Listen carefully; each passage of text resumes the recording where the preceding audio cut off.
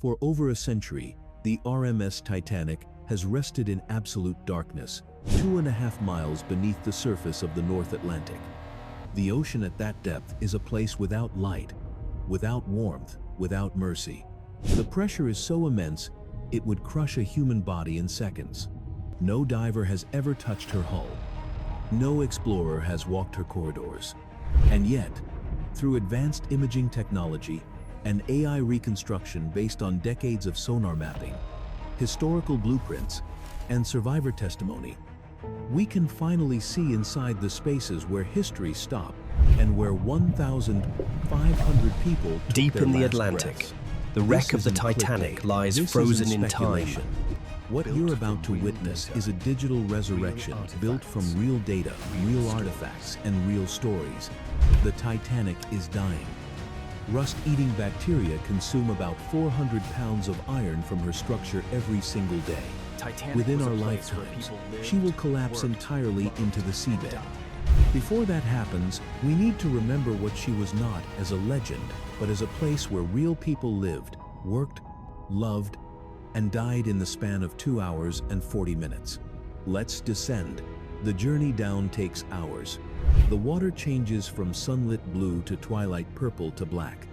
At 12,500 feet, the external lights of the submersible flicker on, and the first thing they reveal is not the ship itself, but the debris field. A scatter of objects stretches for miles. Coal, bricks, chamber pots, jewelry, dolls, bottles of champagne still corked. These items rain down through 2 miles of water in the hours after the sinking, drifting like snow in slow motion, finally settling where they would remain untouched for more than 100 years. Among them are leather shoes, still recognizable in pairs, marking where bodies once lay. The organic material flesh, bone, fabric dissolved long ago, but the shoes remain. Silent markers of presence. And then, looming out of the darkness, the bow appears. Massive, majestic, mournful, covered in rusticles, those strange, delicate formations that look like icicles but are actually colonies of iron-eating bacteria. The ship's name, once painted in golden letters across her stern, is gone. But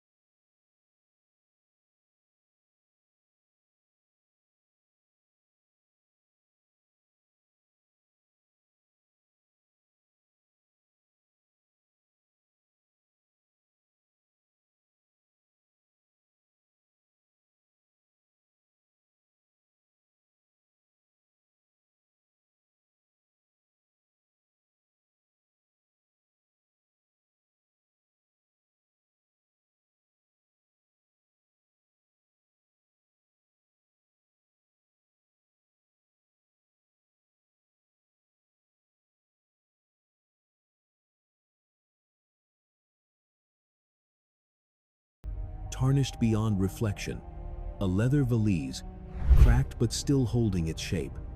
These items were packed with care, chosen for a journey to a new life. Their owners never unpacked them. One cabin shows signs of hurried departure. A drawer pulled open, clothes spilling onto the floor, now fossilized in silt. A framed photograph lies face down on the dresser. We don't know whose face it held. We don't know who left it behind. But someone did. Someone who believed they had time, who thought they'd return, who didn't realize that within an hour, they'd be in the freezing water, and within 2, they'd be gone. Then, the engine room. This is where the ship's true power lived. Triple expansion steam engines stood 3 stories tall, fed by 159 coal-burning furnaces. When Titanic's engines were at full speed, they consumed 600 tons of coal per day, shoveled by hand by a crew of 176 stokers and firemen working in unimaginable heat. These men were deep in the ship's belly when the iceberg struck. They didn't feel the scrape, they felt the shudder. And then, water began pouring in.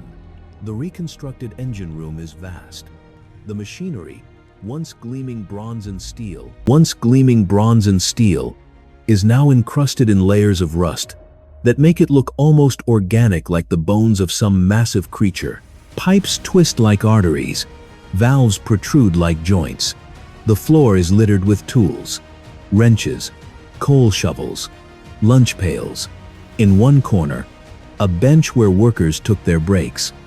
It's easy to imagine men sitting there, wiping sweat from their faces, joking to pass the time. It's harder to imagine the moment they realized the water wouldn't stop rising. Some of those men survived. Most didn't. Titanic's engineering crew had one of the highest casualty rates of any group on board. They stayed at their posts, keeping the lights on, maintaining steam pressure so the pumps could fight the flooding. They bought time for others, and they paid with their lives. Moving forward, we come across the cargo hold. Titanic wasn't just carrying passengers, she carried 3,500 sacks of mail, 75 cases of medicine, crates of machinery, automobiles, and personal belongings shipped as freight. Among the ruins, you can still see the remnants, the chassis of a Renault-type CB coupe, one of the first cars ever shipped across the Atlantic. Its body has corroded, but the frame persists, surreal and out of place in this underwater tomb. Nearby, trunks burst open, their contents strewn across the silk scarves, now gray and shapeless, books swollen beyond recognition, jewelry tangled in corrosion.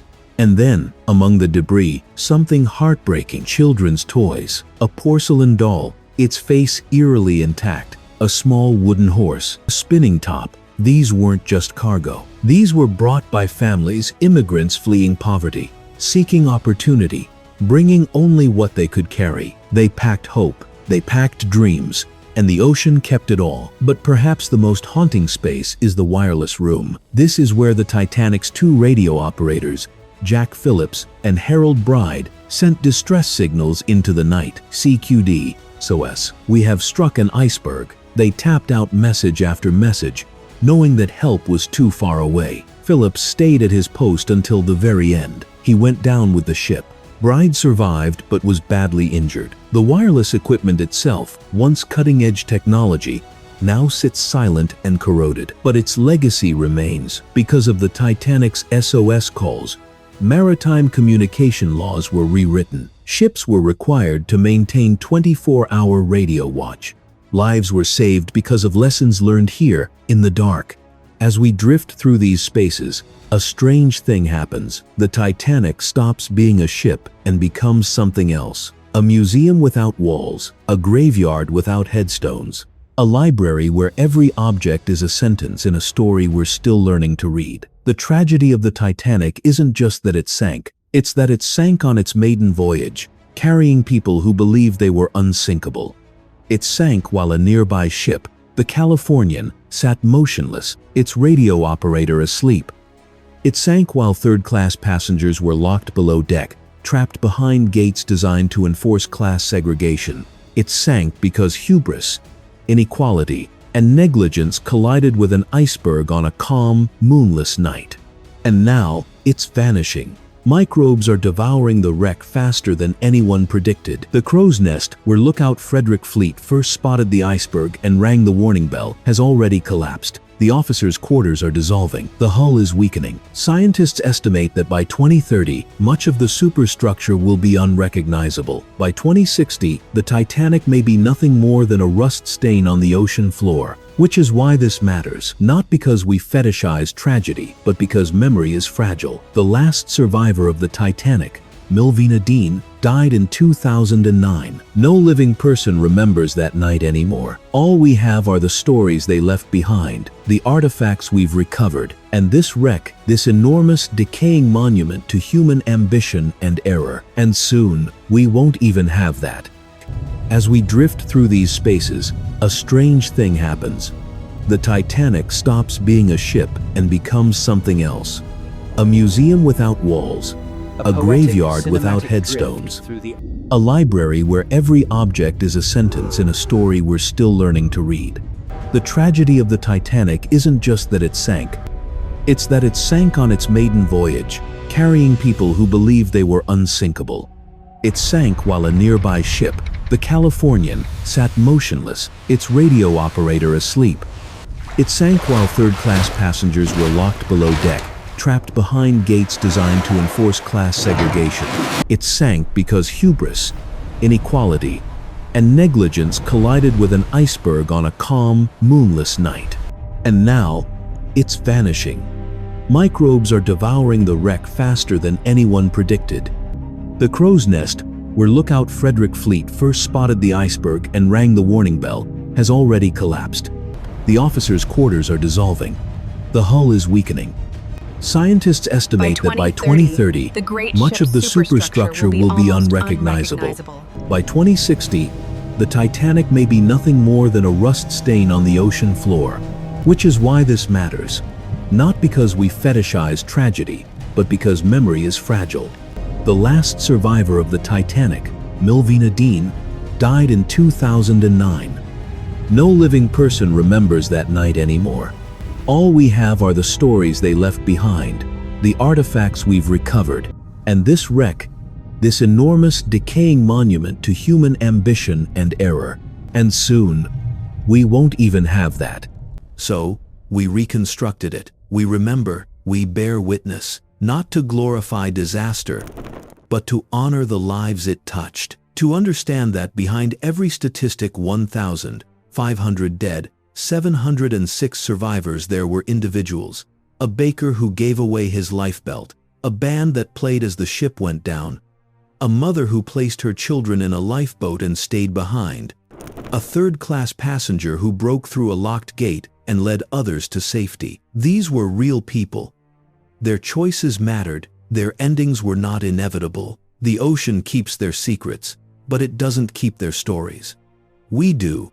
And as long as we remember, as long as we descend into the darkness and ask, what happened here?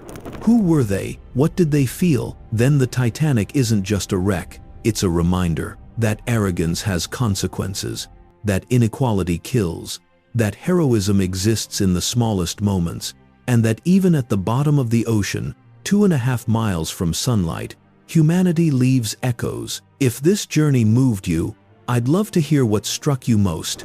Was it the toys, the wireless room, the shoes? Drop your thoughts below. And if you want to explore more forgotten corners of history, places where time stopped and memory still breathes, subscribe and join us on the next descent. These stories matter, and they're worth preserving, even as the ocean tries to erase them.